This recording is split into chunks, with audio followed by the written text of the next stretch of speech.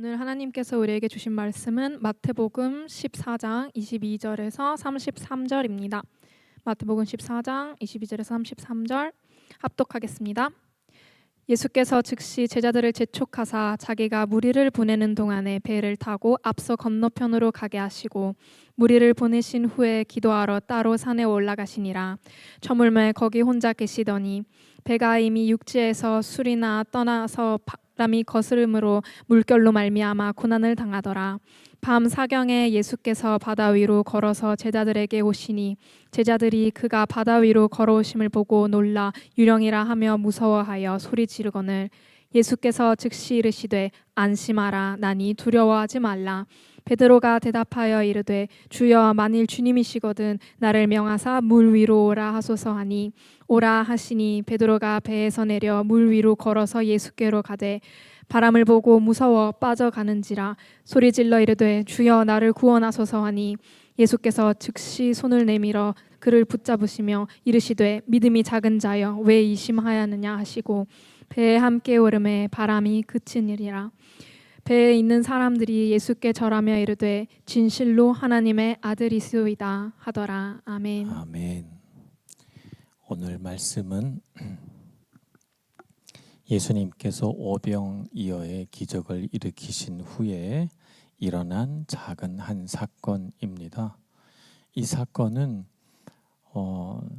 많은 무리들 곧 군중들 앞에서 일어난 일이 아니고 예수님과 제자들 사이에서만 있었던 어떻게 보면 굉장히 사적인 하나의 사건이죠. 예수님의 제자가 아니라면 예수님이 물 위를 걸어서 오시는 것을 보지도 못했을 거고 예수님이 어떻게 건너편으로 왔는지 사람들은 도무지 몰랐을 거예요.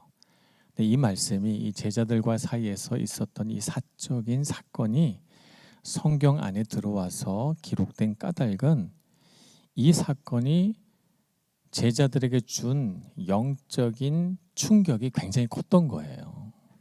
그래서 이 충격적인 사건을 기억하고 있었던 것이죠. 마태복음 그리고 마가복음에 다 기록이 돼 있어요.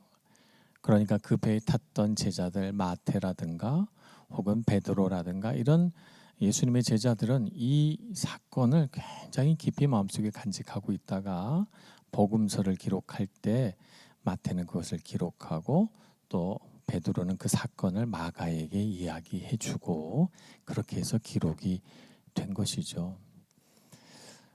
자, 예수님은 오병이어의 사건이 일어난 이후에 예수님은 영적으로 채워지실 필요가 있으셨어요. 하루 종일 사역을 하시면서 사용하시기만 하셨지 예수님 안에 채워지진 않았잖아요.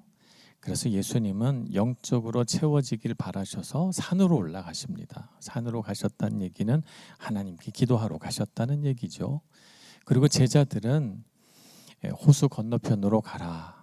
아마도 너무 많은 사람들이 몰려 있으니까 이 군중들을 좀 흩어 놓을 필요가 있다고 생각하셨고 또 다른 사역의 대상자들을 찾아서 제자들이 먼저 가 있기를 바라신 것이죠. 그래서 제자들은 예수님이 다음 사역할 장소에 미리 가 있기로 하고 배를 타고 가는 거예요. 자, 그런데 제자들이 배를 타고 가는 중에 이 갈릴리 호수 한복판에서 여기 보면 육지에서 술이나 떠나서 몇 킬로 정도 떠난 거예요. 그래서 그 호수 한복판에 이르러서 갑자기 풍랑이 몰아친 것이죠. 갈릴리 호수도 사해처럼 우리 해수면보다 굉장히 아래쪽에 있으면 200m인가 이렇게 아래쪽에 있어요. 100m인가 200m 기억이 잘 안 납니다만 그래서 갈릴리 호수가 굉장히 더워요. 해수면보다 낮을수록 온도가 점점 올라가거든요. 기압도 높아지고요. 그래서 그 호수가 굉장히 어마어마하게 큰 호수는 아니지만 이 해수면보다 낮은 까닭의 기압 때문에 또 그 온도 때문에 갈릴리 호수에는 생각지 못하게 풍랑이 몰아닥칩니다. 그날 밤에 그런 풍랑이 일어난 거예요. 뜻하지 않게 돌풍이 불어서 막 파도가 쳐서 배가 흔들리고 또 바람이 너무 거세게 부니까 이 이 배를 조종을 하려면 몸을 가누어야 조종을 하는데 물결도 치고 바람도 불고 하니까 이 배를 어떻게 안전한 곳으로 몰 수 있는 방법이 없는 거예요. 그러니까 이 뱃사람들이 꽤 많이 있는 제자들 사이에서도 두려움이 엄습합니다. 사람이 언제가 두렵냐면 내 삶의 통제권이 내게 있지 않다고 느낄 때 두려워요. 어떻게 될지 모르겠다고 될 때. 그래서 우리는 불확실한 미래에 대하여 두려워하잖아요. 그리고 내가 어떤 사람과의 관계 안에서 두려울 때가 언제? 내가 그 사람을 파악하지 못할 때 두려워요. 내가 그 사람과의 관계 안에서 내가 저 사람을 알고 그 사람의 어떤 그런 것들을 내가 좀 이해하고 있으면 좀 덜 두려워. 관계에 좀 자신감을 갖게 돼요. 근데 상대방이 어떤 식으로 말하고 어떤 식으로 행동할지 몰라요. 그러면 두려운 거예요. 그죠? 지금 통제권을 상실해 버렸어요. 배는 자기 마음대로 흔들리고요. 조종할 수 있는 능력을 상실해 버렸어요. 그래서 그냥 바람과 파도에 맡기고 배가 뒤집히지 않기만을 바라는 수밖에 없는 거죠. 그래서 제자들은 소리를 지릅니다. 그런데 그 순간 예수님이 물 위를 걸어서 오고 계신 거예요. 놀랍죠? 제자들은 그렇지 않아도 물결이 쳐서 너무 두렵고 힘든데 예수님이 물 위를 걸어서 오니까 유령인가 싶어서 더 이 마음속에 두려운 마음이 들어와 소리를 막 지릅니다. 그래서 예수님이 안심하라 나니 두려워하지 말라 이렇게 안심시키시죠. 그리고 아마 배에서 상당한 거리가 떨어진 곳에 서셨나 봐요. 베드로가 그 순간 주여 정말 주님이 맞으시거든 저도 물 위를 걸어오라 명하소서 이렇게 이야기를 합니다. 참 베드로는 남다른 사람이에요. 그 순간 어떻게 그런 생각을 했을까 싶어요. 예수님이 오라 하니까 그는 그 흔들리는 배 위에서 물결 위로 발을 내딛습니다. 그리고 예수님을 제외하고는 인류 가운데 처음으로 물 위를 걸어보는 경험을 한 사람이 됩니다. 자, 우리가 발을 이렇게 단단한 곳에 딛고 산다는 건 굉장히 큰 은혜예요.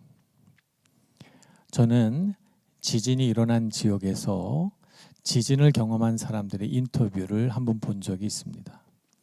지진이 막 나서 벽이 갈라지고 물건이 막 쏟아지고 막 이런 걸 경험을 한 번이라도 해본 사람은 이 지진에 대한 트라우마가 굉장하다고 그래요.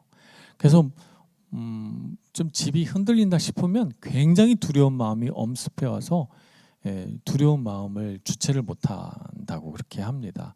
지진을 안 겪어본 사람은 잘 모르는 그런 감정이죠. 우리가 이 땅이 흔들리지 않고 이렇게 가만히 있는다는 건 큰 은혜예요. 그죠? 그래서 우리 삶의 기반이 우리 육신이 단단한 곳 위에 서 있다고 하는 것은 참 좋은 일이죠. 근데 우리 육신의 기반만 단단해야 되는 건 아니에요. 우리 영도 기반이 있어요. 기반이 필요합니다. 우리 영이 기반이 단단한 곳에 서 있지 않으면 제자들이 배 위에서 이렇게 두려워하고 혼란스러워하는 것처럼 우리 영도 그럴 수 있어요. 그래서 우리가 우리의 영이 그런 배멀미 같은 거 풍랑이 있는 배처럼 막 두렵고 힘든 경험들을 한 번씩은 해보셨을 거예요. 감정이 막 요동친다든지 간신히 마음을 추스르고 그래 잘 될 거야 생각하고 누웠는데 갑자기 막 부정적인 생각들이 내 마음을 치고 들어와서 무슨 일이 일어난 건 아닌데 밤새도록 고민하고 괴로워하다가 잠을 못 이루는 것 그런 경험 해보셨을 거예요. 저는 20대 때 그런 경험을 해봤습니다. 주님을 만난 이후에는 사라졌지만 말입니다. 그래서 한동안 자는 걸 되게 두려워했었어요. 자려고 누우면 겁이 나는 거예요. 왜냐하면 내가 또 그런 부정적인 생각들이 막 들어와서 밤새도록 잠을 자지 못하면 어떡하지? 이렇게 생각하는 순간 몸이 막 굳어지더라고요. 그래서 잠을 잡으려고 별의별 걸 다 해봤던 저희 20대 시절이 있습니다. 이럴 때 우리의 감정만 춤을 추는 건 아니에요. 우리의 생각도 갈피를 잡지 못해서 굉장히 혼란스러워져요. 그래서 어떤 사건을 놓고 지나친 해석을 하게 돼요. 어떤 관계를 놓고 우리는 지나치게 해석해야 돼요. 한쪽으로 쏠리는 거죠. 지나치게 좋다고 생각하거나 혹은 지나치게 나쁘다고 생각하거나 지나치게 심각한 상황이라고 판단하거나 지나치게 낙관적인 상황이라고 판단하거나 균형 잡히게 생각하지 못하고 내 생각이 막 혼란스러워져 가지고 정상적인 사고 능력을 상실해 버릴 때가 있어요. 나의 영이 기반 위에 서 있지 못하기 때문이죠. 자, 그런데 베드로를 보세요. 이 물결치는 파도 속에서, 이 폭풍우 속에서 예수님을 바라보고 제자들은 막 무서워서 정신줄을 놓는 상황인데 예수님인 걸 확인한 베드로는 주여 정말 주님이시거든 나를 명하사 물 위로 오라 하소서 하고 물 위로 발을 내딛잖아요. 파도가 그쳤습니까? 물결이 안 칩니까? 아니면 무슨 상황의 변화가 일어났어요? 우리는 우리 삶이 요동칠 때 상황 때문이라고 생각해요. 나를 둘러싼 환경 때문이라고 생각해요. 내가 이렇게 힘든 건 이 사람 때문이야, 저 사람 때문이야, 사람 때문이라고 생각해요. 그런데 지금 상황은 하나도 달라지지 않았어요. 달라진 건 베드로가 주님을 봤다는 거예요. 주님을 보니까 물 위를 걷습니다.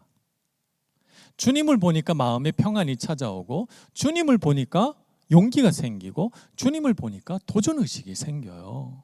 그래서 주님께 초점을 맞추니까 그 물렁거리는 빠져들 수밖에 없는 물이 단단한 기반이 되는 것이죠. 영적인 기반이 무엇입니까? 주님을 바라보는 것입니다.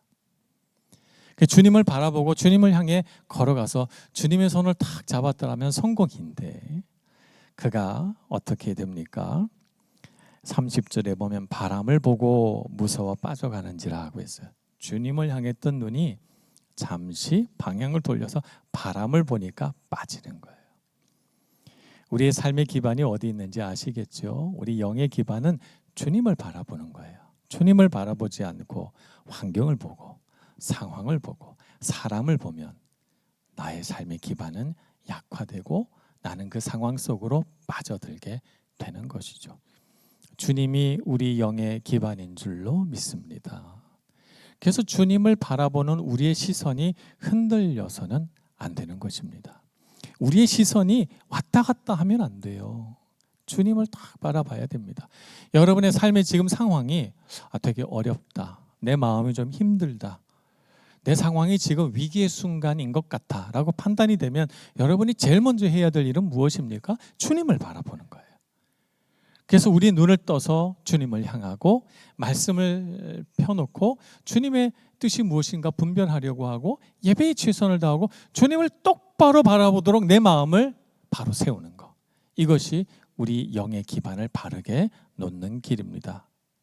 그 다음에 해야 될 일은 뭐냐 하면 주님께서 뭐라고 말씀하시는지를 들어야 돼요. 주님께서 나에게 말씀하시는 그 말씀을 들어야 되는 것이죠.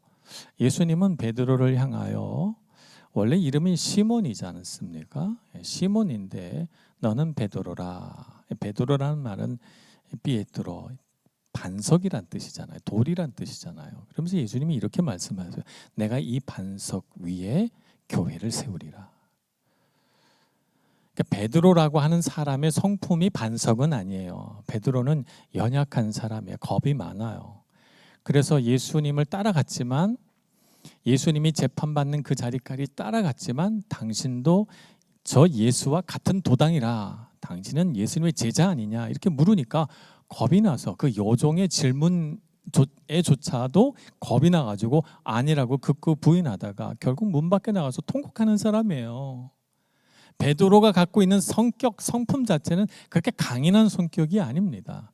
그런데 예수님은 왜 베드로에게 너는 반석이라 내가 이 반석 위에 교회를 세우겠다 하셨을까요? 오늘 이 예수님을 바라보는 순간처럼 베드로가 예수님을 딱 바라보면서 주님이시면 내가 걷겠다.